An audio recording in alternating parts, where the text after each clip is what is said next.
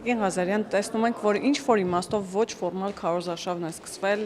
Ռոբերտ Քոչարյանն է հանդիպում իր աջակիցների հետ, ամենատարբեր հայտարարություններ ազգային ժողովում մեկնարկել են քարորյանիստները, եւ մենք տեսնում ենք, որ դիսկուսը ամեն դեպքում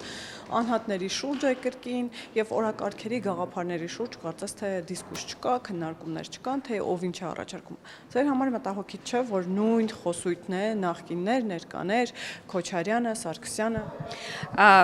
Իրականում քաղաքական խոսակցությունից խուսափում է հենց ընդդիմությունը։ Ակնհայտ է, որ քաղաքական առաջարկ չկա մեր քաղաքացիներին եւ իրենց ընդհանրապես ձեռ չի տալիս խոսակցություն մեր առաջարկի խաղաղության մասին, որտեղ ըստ էության իրենց առաջարկը որքան էլ որ չփորձեն դա փաթեթավորել խաղաղության ներքո, հստակ պատերազմն է, որովհետեւ այն բոլոր մոդալիթիները, այն բոլոր ձևակերպումները, որոնց շուրջ իրենք փորձում են փաթեթավորել իրենց առաջարկը, հստակ է դա պատերազմ է։ Եվ կարող է հարց առաջանալ մեր քաղաքացիների մոտ, թե ինչու պետք է ընդդիմությունը իրենց առաջարկի առհասարակ պատերազմ։ Որովհետև մեր ընդդիմությունը չի առաջնորդվում Հայաստանի Հանրապետության պետական շահով։ Իրենք գերի են այն բոլոր կենտրոններին, ովքեր ժամանակին իրենց տվել են իշխանություն, որոնք իրենց ժամանակին հավաքագրել են եւ ըստ էության իրենք հիմա հետապնդում են մի նպատակ՝ դառնալ իշխանություն, բայց ակնհայտ է իրենց համար, որ չեն կարող լինել Հայաստանի Հանրապետության իշխանություն։ Դրա համար նպատակ քայլ 1 վերածել Հայաստանի Հանրապետությունը ինչ որ մի միավորի,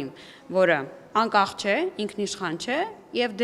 դա կառավարել այդ միավորը։ Դրա համար է, որ իրենց առաջարկը հստակ չեն ներկայացնում մեր քաղաքացիներին, փորձում է խոսակցություն տանել անձերի մասին, բայց իրենց համար վատ լուր ունե, կրկին անձերի մասին խոսակցությունն էլ իրենց շահերից չի բխում, որովհետեւ այս մարդիկ ունեն հսկայական անտիրեյտինգ, որը ձևավորվել է իրենց կառավարման տարիների։ Գուցե երիտասարդները մի փոքր դժվարություն ունեն հիշելու 2008 թվականը դրանից առաջ, բայց իրենց տարիները իզուր չէ, որ կառավարման տարիները կոչվել են արյունալի տարի, որովհետև դրանք սողացող պատերազմի տարիներ են եղել, դրանք արտագաղթի տարիներ են եղել, դրանք ուզեմ հիշեցնել նաև քաղաքական սպանությունների տարիներ են եղել, դրանք քաղաքացիների սպանությունների տարիներ են եղել, որոնք պարզապես օգտվել են իրենց հավաքներ անելու իրավունքից։ Այս ամենը կարող է կարիք կա հիշեցնելու երիտասարդներին, բայց ավելի ավագ սերունդը, քաղաքականացված սերունդը, լինի դա մարդկանց ընտրություն, թե օրակարգերի ընտրություն, չի ընտրելու նախկիններին, չի ընտրելու պատերազմը եւ ես դրանում ավելի քան վստահ եմ։ Բայց տեսեք Տիկին Ղազարյան, այդ իմաստով որևէ վճիռ չկա, որ նախընտրությունները կեղծվել են, քաղաքական սպանություններ են եղել։ Հիմա Քոչարյանն էլ իր ոդքասթում հայտարարում է, որ իր ղեկավարման տարիները ամենախաղաղն են եղել, ինչպես պիտի նաև հանրությունը, այսպես ասած, կողմնորոշվի, հատկապես այդ երիտասարդների մասին է, որոնց դուք մեջ բերեցիք։ Տեսեք, այստեղ գալիս է կարիք բացատրելու, թե ինչի է տեղ ունեցել հեղափոխությունը։ Հեղափոխությունը ինքը արձագանք է իրողություններին։ Հեղափոխությունը տեղի ունեցել, որովհետև մարդիկ տարիներ շարունակ զրկված են եղել իրենց իրավունքից, սահմանադրական իրավունքից իշխանություն ձևավորելու։ Հեղափոխությունը չի կարող լինել, երբ որ մարդիկ ունեն ազատ ընտրության հնարավորություն, եւ որ կա ազատ խոսք։ Ինչու տեղի չի, ինչի փողոցային պայքարները, ինչ որ մեր որոշումների նկատմամբ չեն վերածվում հեղափոխության, որովհետև տարբեր հարցումներով էլ ապացուցված է, որ քաղաքացիները իրենց իրավունքը իրացնելու ձևին վստահում են, հավատում են կա ընտրական իրավունք։ Խորհրդարանը մի քանի հայտարարությունների տեքստով անդրադարձել է իրականում քաղաքական գնահատական նախկինում տեղի ունեցածի։ Բայց դրանից էլ անդին մենք ունենք վիճակագրություն զոհերի վերաբերյալ, իրենց կոչված այսպես ասած խաղաղ պայմաններում, եւ որ մենք ունենք սողացող պատերազմ, ունենք դիպուկահարից զինվորի մահեր, դրանք կարելի է հանել վիճակագրությունը եւ տեսնել, որ դրանք հազարավոր զոհեր են Ռոբերտ Քոչարյանի կառավարման տարիների։ Եվ այստեղ շատ կարեւոր է նաեւ նկատել արտագաղթի տեմպերը։ Եթե խաղաղ էր, ինչու էին մարդիկ խուսափում բանակից։ Եթե խաղաղ էր, ինչու էին մարդիկ լքում Հայաստանի Հանրապետությունը, ինչու էին փախցնում իրենց որդիներին։ Եվ այստեղ պատասխանը շատ հստակ է։ Քաղաքացիներն իրականում ընտրում էին խաղաղությունն ու կյանքը, բայց դա իրացնելու ձև չունեին եւ ստիպված էին լքում Հայաստանը, որովհետեւ չէին ուզում պատերազմ, չէին ուզում իրենց որդիները զոհվեին եւ դա է նաեւ Ռոբերտ Քոչարյանի կառավարման տարիներին բնորոշ հատկանիշը։ Մարդիկ փախնում էին Հայաստանից, որովհետեւ չէին կարող բիզնեսով զբաղվել։ Հիմա մենք լսում ենք պատմություններ եւ գիտենք պատմություններ, ինչպես իր աշխատակազմի ներկայացուցիչները խոչընդոտում էին նույնիսկ փոքր միջին բիզնեսին, այսինքն չէին սահմանափակվում կապվում նաև այն հայտնի գործերով, որոնք մենք հաճախ լսում ենք եւ հիմա է որ մարդիկ սկսում են անկախ հանգիստ խոսել, բայց դրանից էլ անդին չկա ավելի մեծ գնահատական, քան այն թիվը, այն ցուցանիշը, որը հրապարակեց դատախազությունը ապօրինի ծագում ունեցող գույքի բռնագանձման ընդամենը մի քանի հոդվածներով։ Ինչ է սա ցույց տալիս, որ իրավական գնահատականն էլ կա, այս մարդիկ գողացել են մեր քաղաքացիներից եւ գողացել են այնքան շատ եւ սա ընդամենը մի քանի գործ է, ուզեմ հիշեցնել, դատարանում քննվում են մոտավորապես 80 գործ ապօրինի ծագում ունեցող եւ սրանք հաշտության դեպքերն են, մի մասը քրեական գործերով անցնող գործերն են։ Սրանք այն դպրոցներն են, որ չեն կառուցվել, այն ենթակառուցվածքները, որ չեն կառուցվել, այն զենքն է, որը ձեռք չի բերվել։ Եվ ես կարծում եմ, որ քաղաքացիները չեն ուզում եւ չեն վերադառնալու այս նախկին բարքերին։ Դուք ձեր խոսքում նաև նշեցիք, որ կան ուժեր, հատկապես ընդդիմադիր շրջանակները, որոնց շահը Հայաստանի Հանրապետությունը չէ, կամ չգիտեմ, իրենք Հայաստանի Հանրապետությունից չեն կառավարվում, հաճախ նաև նման ձևակերպումներ ենք լսում։ Տիկին Ղազարյան, արդյոք արդար է նրանց օրենքի ուժով ընտրություններից դուրս չդնել եւ այսպես ասած այդ ամբողջ պատասխանատվությունը բեռը թողնել ընտրողների ուսին եւ անսալ, այսպես ասած, իրենց խոհեմությանը ասել, որ այո, մեր հանրությունը խոհեմ է եւ իրենք ճիշտ ընտրություն կանեն։ Հիմա կարիք չկա արդյոք նման ուժերի, որոնց նաև մեղադրում եք, որ գալով պատերազմ են բերելու, ինչ որ իմաստով օրենսդրական ճանապարհով եւ օրենքի ուժով դուրս դնել ընտրական process-ներից։ Տեսեք, ձեր հարցում դուք ասում եք քաղաքացիների վրա թողնել բեռը, ես կարծում եմ, որ սա բեռ չէ։ Սա իրավունք է, որի համար մենք պայքար ենք մղել, որովհետեւ իշխանություն ձևավորելու մեր քաղաքացիների իրավունքը դա անքննելի կարևորագույն սահմանադրական իրավունք է եւ ես կարծում եմ, որ ժողովրդավար երկրներում շատ կարևոր է, որ հենց այս իրավունքը պաշտպանված լինի։ Ես վստահ եմ, որ մեր քաղաքացիները ճիշտ ընտրություն են անելու, ինչպիսին արել են 21 թվականի ընտրություններին, եւ որ այսպես վախի մթնոլորտ կար եւ որ հետպատերազմյան շրջաներ, կարելի է այդ մտավախությունը նախկիների, այսպես ասած, վերադարձի, բայց ես չեմ կարող կասկածի տակ դնել մեր ժողովրդի հավաքական իմաստությունը, որովհետեւ նաեւ շատ հաճախ, հատկապես այս մարզային այցերի ընթացքում նկատելի է, թե նաեւ շատ հաճախ մեր քաղաքացիները առանց ինչ որ հստակ օրինակ Ղարաբաղի փաթեթներին ծանոթանալու, առանց որոշ պատմական իրադարձությունների այսպես ճշգրիտ տիրապետելու, ինչպես են կարողանում ճիշտ վերլուծություն անել։ Սա ինչի մասին է խոսում, որ այս մարդիկ ապրել են, գիտակցել են, տեսել են, շատ հաճախ կարող է փաստական տվյալների չեն տիրապետել, բայց կողքի հարևանից են պատմություն լսել, գիտեն, իրենք են վերապրել։ Հիմա մեր բոլորիս ընտանիքներում կա մարդ վստահաբար, որ ծառայել է զինված ուժերում, գիտի ինչ է տեղի ունեցել զինված ուժերում։ Մեր բոլորի ընտանիքներում կա մարդ, ով տուն ունի մանումենտում եւ տեսել է իր աչքի առաջ են դղյակները կառուցվել ու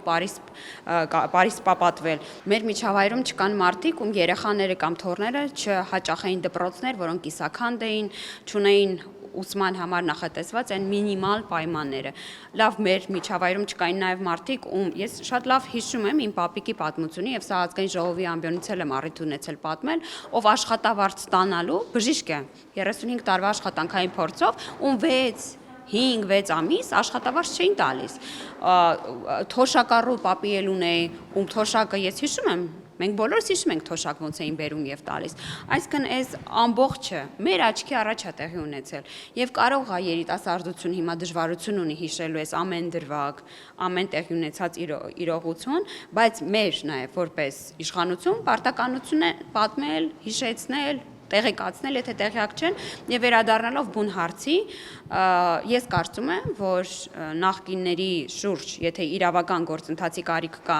մենք ապահովել ենք այն ամբողջ օրենսդրական դաշտը, որի հետևից իրավապահ համակարգը պետք է գնա, եւ եթե հանցական կա, նրանք պետք է կրեն պատիժը, եւ մյուս մասով մեր քաղաքացիների համար սա բեռ չէ, սա պարտականություն եւ իրավունք է, որը ես կարծում եմ, մեր քաղաքացիներն իրացնեն արժանապատվորեն։ Եվ ներքին քարոզարշավի շրջանակներում, քանի որ հաճախ շփվում եք ամենատարբեր մարզերի քաղաքացիների հետ, նաև կուզենամ ասեք, թե ինչ ազդակներ եք ստանում նրանցից, ինչ խնդիրներ են արձանագրում, ինչի համար են գոհ, ինչի համար են դժգոհ, ընդհանուր առմամբ ինչ տպավորություններ եք ստանում։ Ներկուսակցական քարոզարշավի շրջանակներում ես այցելել եմ Հայաստանի Հանրապետության բոլոր մարզերը, հանդիպել բոլոր մարզերում մեր պատվիրակներին եւ շփվել մեր քաղաքացիների հետ այն քարոզարշավի ընթացքում, որոնք տեղի են ունենում տարբեր համայնքներում եւ ես պետք է ուղիղ ասեմ, որ կարևոր ուղերձը, որ հղում էր մեզ քաղաքացին, դա խնդրանքներ շարունակել համագործակցությունը հանուն խաղաղության։ Չկա ավելի կարևոր ուղերձ, որը մենք ստացանք մեր քաղաքացիներից, դա այն է, որ մենք պետք է տեր կանգնենք մեր խաղաղությանը եւ տեր կանգնենք մեր ժողովրդավարությանը։ Իհարկե կոշտ ակնկալիքներ, այսպես ձևակերպած ակնկալիքներ, պատժել նախկիններին, ինչու իրենք իրավունք ունեն դեռ խորհրդամ լինեն, այսպիսի ուղերձներ մենք էլի ստանում ենք, բայց մեր ուղերձը հետեւյալն է, մենք հեղափոխությամբ խոստացել ենք ժողովրդավարություն։ Մենք հետ չենք կանգնելու այն խոստումից, որ ժողովրդավարությունը պետք է կայանա Հայաստանի Հանրապետությունում, պետք է այն լինի ինստիտուցիոնալ հիմքերի վրա եւ դրանից մենք չենք շեղվելու։ Եվ դրա շրջանակներում է, որ մենք ասում ենք, որ այո, կարող է արդարադատությունը մի փոքր ուշանում է, այո, կարող է մի փոքր ավելի շատ ժամանակ է տևում, եւ որ մենք ընդունում ենք օրենքներ, ստեղծում ինստիտուտներ, որոնք պետք է դրա հետևից գնանք, բայց սա է այն առողջ մեխանիզմը, որը պետք է դրվի մեր պետության հիմքում, որպիսի ժողովրդավարությունը լինի անշրջելի, որպիսի ժողովրդավարությունը կախված չլինի որևէ քաղաքական ուժի նախապատվությունից։ Եվ ես կարծում եմ, որ մենք այստեղ ամեն դեպքում հաջողել ենք, որովհետեւ Նաև մեղադրանքներ, որ հենց ձեր ուժը ժողովրդավարությունը ինչ-որ իմաստով անպաշտպան է թողել, որովհետև Ես համաձայն չեմ այդ մեղադրանքի հետ, որովհետև ես կարծում եմ, որ մենք այն ինստիտուտները, որոնք ստեղծում ենք, այն օրենսդրական ակտերը, որ ընդունում ենք, դրանք ժողովրդավարությունը անշրջելի դարձնելու մասին է։ Մենք երբեք հետ չենք կանգնելու դրանից, մենք թույլ չենք տալու, որպեսզի որևէ ուժ փորձի խլել մեր քաղաքացիներից իրենց կարևորագույն իրավունքները, խոսքի ազատությունը, իրենց քվեն, իրենց ազատությունը, իրենց ինքնաարտահայտվելու հնարավորությունը։ Մենք նաև պետք է նկատենք, թե ինչպես է վարչապետը ընդունում մեղադրանքներ, ինչպես է ընդունում հակադիր կարծիքներ, եւ սա էլ ժողովրդավարության մի այլ նշաձող է, որ մենք սահմանել ենք, նույն ներողություն խնդրելը, բայց նաև այն կողմում պետք է գիտակցեն, որ սա այն ժողովրդավարությունն է, որի շնորհիվ իրենք կարողանում են նաև վարչապետի հետ հակադրվել, չհամաձայնել, այդ մետրոյի դեմքը նկատի ունեմ նաև, բայց քարոզարշավը մեզ մի բան է հուշում, որ մեր քաղաքացիները աներկբայորեն ընտրում են խաղաղությունը, խաղաղության պահանջը ձևավորված է եղել մեր քաղաքացիների կողմից վաղուց, բայց ցավոք որևէ առաջնորդ չի ունեցել քաջություն, այլ դեպքերում նաև լեգիտիմություն, ստանձնելու է ծանր պատասխանատվությունը առաջ տանելու եւ սպասարկելու այդ օրակարգը եւ ես վստահ եմ, որ մեր քաղաքական թիմը իր արժանի քաղաքական գնահատականը կստանա հունիսի 7-ին։ Տիկին Ղազարյան, կրկին վերադառնալով ժողովրդավարությանը, տեսեք ինչու է այդ մեղադրանքը հաճախ նաև հնչում, որովհետև հատկապես քաղաքասարակության ներկայացուցիչները ասում են, որ դուք ավտորիտար ուժերին տվել եք ժողովրդավարական գործիքներ, իսկ գալով նրանք բնականաբար չեն շարունակելու այդ ժողովրդավարական համակարգերը, ինչպես դուք ասում եք, դրանք ինստիտուցիոնալ են։ Դուք խոսում եք, որ ուժեր կան, որոնք գալու են բերեն պատերազմ, գալու են ինքնիշխանությունը դնեն կասկածի տակ։ Հիմա ինչու են հարցը կրկնվում է, բայց այդ ուժերը ինչի են ընտրապայքարի մեջ մտնում։ Տեսեք, ինձ համար շատ տարօրինակ է, որ մեր քաղաքասարակությունը նման ավտորիտար մտածողության կարծիքը տիրաժավորում է, մեկ անգամ չէ, որ ես լսել եմ ինչ որ կուսակցությունը մասնակցելու արգելք դնելը ու պահանջը, լսել եմ էլ ավելի ավտորիտար պահանջներ, պետք է անկեղծորեն ասեմ, ես կարծում եմ, որ եթե անկախ մարմինը դա կենտրոնական ընտրական հանձնաժողով կտեսնի ինչ որ հիմք այդ կուսակցության չգրանցելու, չպետք է գրանցի կուսակցություն։ Ես որպես օրենսդիր սահմանել եմ օրենսդրական դաշտը, տալով իրավապահ համակարգին եւ անկախ մարմիններին լիազորությունների լայն շրջանակ։ Դրա ծիրում, թե ինչպես իրենք կդերսավորվեն, իրենց արդեն անկախ դիրքորոշումն է։ Ես չեմ վերազանցելու իմ լիազորությունը եւ անկախ մարմիններից որևէ մեկին կարգադրություն լիազորություններից ցույց դուրս չեմ կարող տալ եւ չեմ տալու։ Եվ դրա համար ես մեր քաղաքասարակությանը հորդորում եմ չառաջարկել ինձ կամ գործադիր իշխանությանը վերազանցել մեր լիազորությունները եւ մնալ օրենքի սահմաններում։ Եթե կնկատեն որևէ ազդեցության այնպիսի հստակ ազդակ, որի հիմքում կենտրոնական ընտրական հանձնաժողովը չպետք է գրանցի այս կամ այն կուսակցությանը, պետք է դիմեն հենց այդ հանձնաժողովին։ Եվ գիտեք, քիչ են խոսակցությունները, որ օրինակ պետք է գնալ Մոլդովայի օրինակով, պետք է այս օրինակը բերել եւ Հայաստանի վրա տարածել։ Ընդհանրապես մտածել եք ինչ որ մի երկրի օրինակ բերել եւ տարածել նաեւ մեր ընտրական process-ների վրա, թե այնուամենայնիվ Հայաստանը որոշել է, որ հստակ գնալու է իր ճանապարհով, այսպես ասած։ Մենք նկատում ենք այն մարտահրավերները, որոնք առկա են եւ մեր գործընկեր պետությունների կամ կազմակերպությունների հետ աշխատելու ենք այդ մարտահրավերները հաղթահարելու ուղղությամբ։ Չեմ վիճի, որ հիբրիդային պատերազմի տարեր ես նույնպես նկատում եմ եւ դրա շրջանակներում մենք դիմել ենք Եվրոպական միությանը, ով գումար հատկացնելու է այդ գումարը, ինչպես ես ճշտեցի հանձնաժողովի նիստում եւ փոխնախարարը հաստատեց արտաքին գործերի նախարարության իրացվելու հասարակական կազմակերպությունների կողմից, որոնք ապահովելու են, որպիսի մեդիա մանիպուլյացիաները չազդեն ընտրական գործընթացների վրա եւ առհասարակ այս fact checking-ը, փաստերի ստուգումը, որպես ինստիտուտ կայանա Հայաստանում, որովհետեւ մենք նույնպես նկատում ենք տարբեր լրատվականներից կեղծ լուրերի ահագնացող տեմպը։ Այս իմաստով ես որպես քաղաքական գործիչ իմ ուղերձներում կտարածեմ բոլոր այն լրատվամիջոցներին, բոլոր այն լրագրողներին, բոլոր այն քաղաքական գործիչներին, ովքեր փորձում են խաբել եւ մանիպուլացնել մեր ժողովրդին։ Դա իմ պարտականությունն է, դա իմ պատկերացումն է նաեւ այս հիբրիդային պատերազմում իմ գործառույթների մասով։ Մենակ այդ համատեքստում քիչ են նաեւ լրատվական միջոցներ, առանձին կուսակցություններ, քաղաքական գործիչներ, ովքեր խոսում են բռնաճնշումների մասին, թե լրատվական գործունեություն ծավալող կազմակերպությունների վրա, թե լրագրողների, թե որոշ դեպքերում առանձին անհատների ու կուսակցությունների դաշնակցություններ է հաճախ խոսում բռնաճնշումների վրա։ Եվ Եվրոպական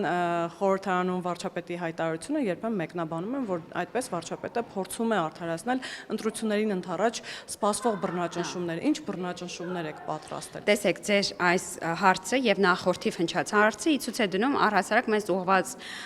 մեղադրանքների աբսուրդությունը, որտեղ մի կողմից ընդդիմությունը մեզ մեղադրում է, որ մենք բռնաճնշումներ ենք իրականացնում, մյուս կողմից հասարակական կազմակերպությունները ասում են, որ մենք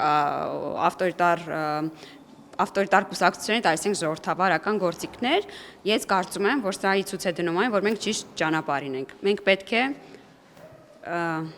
Մենք պետք է սպասարկենք ժողովրդավարական օրակարգերը, մենք պետք է պաշտպանենք ժողովրդավարությունը